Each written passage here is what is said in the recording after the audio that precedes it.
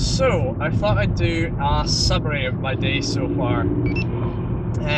Just quickly go through what I thought of each of the cars, seeing as while I was driving them, I never really spoke that much because I was A, too busy focusing on not crashing the damn things, and B, in awe of just how fantastically amazing each and every car was. They truly are. There's a reason they're called supercars, and they 100% deserve their names. So starting off with the 458, which was the first car I drove. What can I say about it? It's a Ferrari. It is pretty much everything you would expect it to be. It's just unbelievable. The steering is razor sharp, the throttle response is razor sharp, the engine note is absolutely stunning, as you'll hear in the video, and it's just, it's a car that you really have to respect. You see videos online of these guys who drive their 458s and end up spinning out and crashing. I can 100% see why they would do that. It is just an absolute animal, and if you do not pay it respect, it will 100% bite you, and bite you hard, because everything is just notched up to 11. The steering, I mean, what you would require for a normal input in, you know, your everyday saloon hatchback would probably be closer to opposite lock on, or lock to lock on the Ferrari 458. It's just pinpoint accuracy. You can just nail it into every corner with 100% precision, because the steering rack is so fast.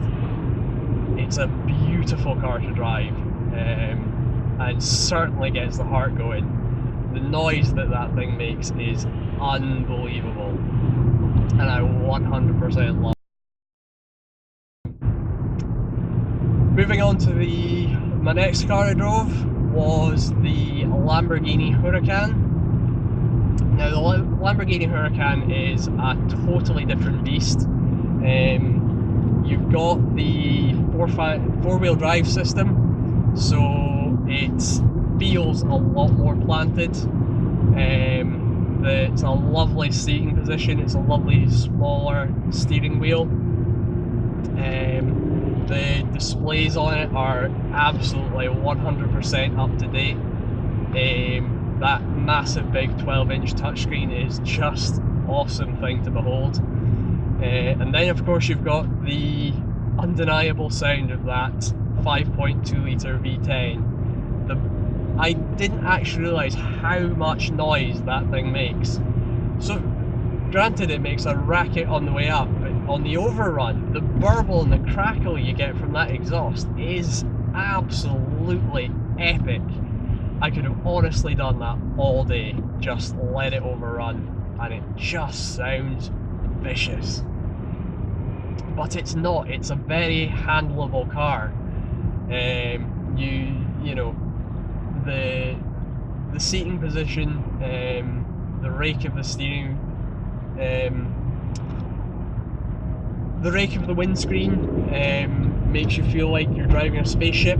It feels very, very wide, but it also feels like you've got all the grip in the world, and that you're not going to go, you can't really put a foot wrong with it. Of course you can if you're being stupid, but generally it feels such a planted car, such a nice car to drive. Not that, you know, any of the four of them aren't a nice car to drive, but yeah, absolutely stunning car. The next car was the Nissan GTR. What to say about the Nissan GTR?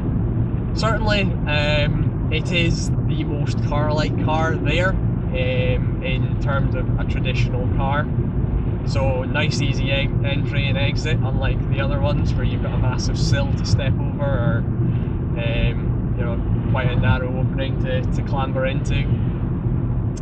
But in no way can you let that fool you.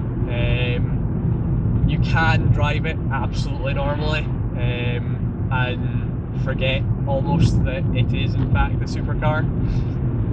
But when you put your foot down in that car, by God does it go. It's just unhinged performance. It's a turbocharged engine, but there's no turbo lag. It's just instant power. The only thing I would say is that gearbox just is starting to feel a little bit dated in comparison to the other ones. The gear changes in the 458, the McLaren even, and the Huracan are just lightning fast, but you do feel that sort of small delay when you're switching gears in the Nissan GTR. But the throaty noise it makes is just beautiful.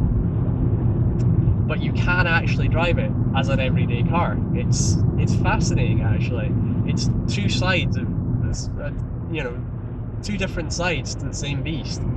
It's a stunning car. Nissan really have done well with that car.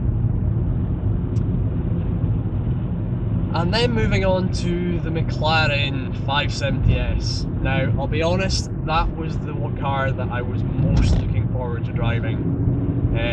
Ever since I've seen Shmi 150's 675 LT, he also owned the 12C and the 650S Spider, and certainly I am totally sold on the McLaren 570S. I think it is an absolutely gorgeous car. Just from the new lighting to all the way to the evil looking backlights, I just think it's absolutely stunning. And the noise from the outside is brutal. What I would say though, when you're sitting in it, it's actually quite muted, which lends itself almost to being, dare I say it, boring? Certainly, don't get me wrong, it's not boring, but in comparison to, say, a Ferrari, it's certainly not as dramatic. And it's so easy to drive. In comparison to, say, this car that I'm driving right now, like, puny little, say, Ibiza, you can just relax in the McLaren and just drive it. The only thing that rudely reminded me that I was in fact in a 570S, other than the fact that I was sitting in luxury with leather and sweat and Alcantara and just unbelievable beauty, was the fact that large potholes and speed bumps, you really have to watch out for its front end. My deepest apologies to Performance Portfolio for scraping the underside of your splitter. Really sorry about that. It's a low car. Weirdly, it must be the lowest one there because that was the only car I did it to, which made me grimace a lot. But yeah, absolutely stunning car. Really, really easy to drive, really civilized. Again, when you punch it, oh, does it deliver? Does it deliver and a half? It's a beauty to drive. And certainly I think it might be my favourite. Not as dramatic, but for an everyday car, yeah, I could quite easily drive that every day, without a shadow of a doubt. So performance portfolio, if you're ever selling that 570S, add me to the list of, I'm sure, thousands of people who would be interested in buying it, because it is gorgeous in that mantis green. Yeah, so that's what I think of the 4Cars. What I didn't realise is how different a personality each car would have. So your Ferrari is just brutally precise. Your Lamborghini is much more civilized, but feels like you're driving a spaceship. Just it's so wide and chunky. Your Nissan GTR is definitely an everyday car, but I feel it just...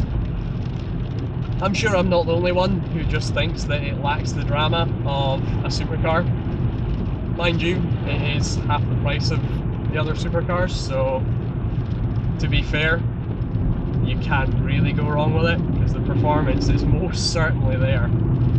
And the McLaren 570S is just a stunning all-rounder. So easy to drive, and civilised, and just a great blast. I would love to see that in Europe. Certainly, it's the one that I felt that when you're driving along country roads, you don't have to worry quite so much about oncoming traffic, how wide you are, where you are on the roads. Am I going to hit a curb? Am I going to, scratch oncoming traffic? It's just, it feels nice and properly sized. So yeah, that's my impressions of the cars. All stunning, and like I said, a massive thank you to Performance Portfolio for coming up and letting us drive them. Just to let everyone know, they are coming back up at the end of May, so please feel free, go and check them out, give them a call and get yourself booked in, because it is well worth it. The experience is out of this world, and the guys are absolutely lovely. They'll talk you through it and show you the ropes, and basically all you need to do is drive it. So it's pretty much idiot proof. Alright, thanks guys.